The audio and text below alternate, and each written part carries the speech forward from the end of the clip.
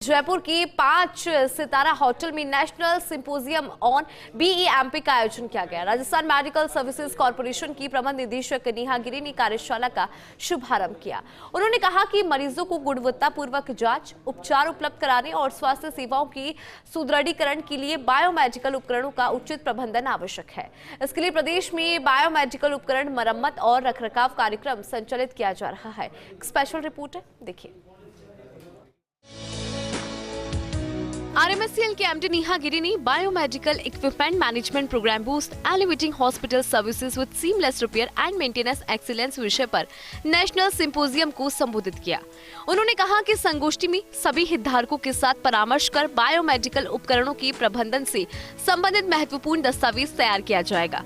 हमारा प्रयास है कि बायोमेडिकल उपकरण के क्षेत्र में रिसर्च एवं प्रबंधन की गुणवत्ता में सुधार हो, उपकरणों का डाउन टाइम कम हो और स्वास्थ्य सेवाओं के समय पर डिलीवरी सुनिश्चित हो।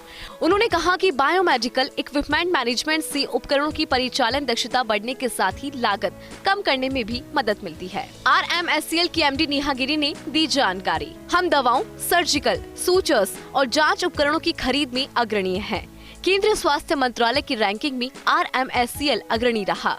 BEMP कार्यक्रम के तहत पिछले महीने तक के आंकड़े देखें तो कुल 1,43,631 उपकरणों को उपकरण सॉफ्टवेयर में मैप किया गया है। पंजीकृत ऑनलाइन शिकायतों का समाधान किया गया। 1,44,465 में से 1,44,234 का सफलतापूर्वक समाधान भी किया गया। वहीं अतिरिक्त मिशन निदेशक NHM अरुण गर्ग ने कहा कि बायोमेडिकल इक्विपमेंट मैनेजमेंट लागू करने से उपकरणों की मेंटेनेंस लागत में कमी आती है और महंगे बायोमेडिकल उपकरणों की उपयोग की अवधि को बढ़ाया जा सकता है।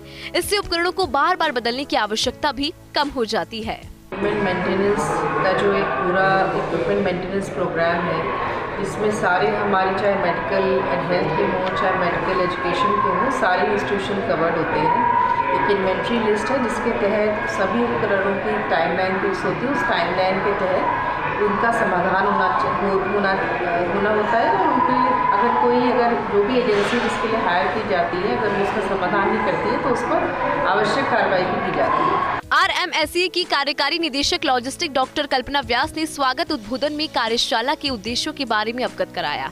RUHS के प्रतिनिधि जितेंद्र आहूजा ने अस्पतालों की परिप्रेक्ष्य में BEMP पर प्रमुख जानकारी दी। इन्वेंट्री मैनेजमेंट की SNO डॉक्टर प्रेम सिंह ने राजस्थान उपकरण प्रबंध कार्यक्रम की प्रमुख चुनौतियों के बारे में विस्तृत प्रस्तुतिकरण दिया।